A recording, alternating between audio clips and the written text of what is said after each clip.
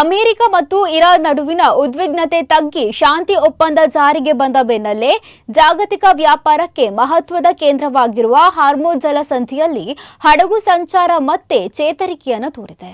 ಹಲವು ತಿಂಗಳುಗಳ ಅನಿಶ್ಚಿತತೆ ಮತ್ತು ನಿರ್ಬಂಧಗಳ ಬಳಿಕ ಜಲಮಾರ್ಗದಲ್ಲಿ ಸಂಚಾರ ಗಣನೀಯವಾಗಿ ಹೆಚ್ಚಿರುವುದು ಜಾಗತಿಕ ವಾಣಿಜ್ಯ ವಲಯಕ್ಕೆ ನೆಮ್ಮದಿ ತಂದಿದೆ.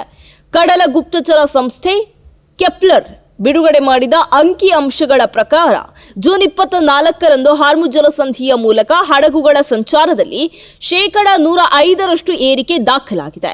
ಒಂದೇ ದಿನದಲ್ಲಿ 70 ಹಡಗುಗಳು ಜಲಸಂಧಿಯನ್ನು ದಾಟಿದ್ದು ಅವುಗಳಲ್ಲಿ 53 ವಾಣಿಜ್ಯ ಹಡಗುಗಳಾಗಿವೆ. ಭಾರತದ ತೈಲ ಟ್ಯಾಂಕರ್ಗಳು ಈ ಸಂಚಾರದಲ್ಲಿ ಸೇರಿವೆ ಎಂದು ಮೂಲಗಳು ತಿಳಿಸಿವೆ. ಶಾಂತಿ ಒಪ್ಪಂದದ ಬಳಿಕ ಹಡಗು ನಿರ್ವಾಹಕರಲ್ಲಿ ವಿಶ್ವಾಸ ಹೆಚ್ಚಾಗಿರುವುದು ಸಂಚಾರದ ಏರಿಕೆಗೆ ಪ್ರಮುಖ ಕಾರಣವಾಗಿದೆ. ಇದರಿಂದ ಜಾಗತಿಕ ತೈಲ ಮತ್ತು ಸರಕು ಸಾಗಣೆ ವ್ಯವಸ್ಥೆಗೆ ಹೊಸ ಚೈತನ್ಯ ದೊರೆತಿದೆ. ಆದರೆ ಹಡಗು ಸಂಚಾರದಲ್ಲಿ ಏರಿಕೆ ಕಂಡು ಬಂದಿದ್ರು ಯುದ್ಧ ಪೂರ್ವದ ಸಾಮಾನ್ಯ ಸ್ಥಿತಿಗೆ ಇನ್ನೂ ಸಂಪೂರ್ಣವಾಗಿ ಮರಳಿಲ್ಲ ಎಂದು ತಜ್ಞರು ಅಭಿಪ್ರಾಯಪಟ್ಟಿದ್ದಾರೆ.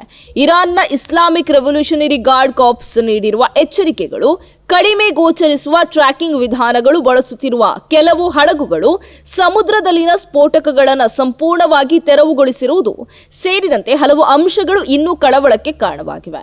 ಟೆಹರಾನ್ನ ಅನುಮೋದನೆ ಇಲ್ಲದೆ ಹಾರ್ಮುಜ್ ಜಲಸಂಧಿಯ ಮಾರ್ಗವನ್ನು ಬಳಸಬಾರದು ಎಂದು ಐಆರ್ಜಿಸಿ ವಾಣಿಜ್ಯ ಹಡಗುಗಳಿಗೆ ಎಚ್ಚರಿಕೆ ನೀಡಿರುವುದು ಅಮೆರಿಕ ಇರಾನ್ ನಡುವಿನ ಮಾತುಕತೆಗಳು ಇನ್ನೂ ಸೂಕ್ಷ್ಮ ಹಂತದಲ್ಲಿರುವುದನ್ನು ಸೂಚಿಸ್ತಾ ಇದೆ.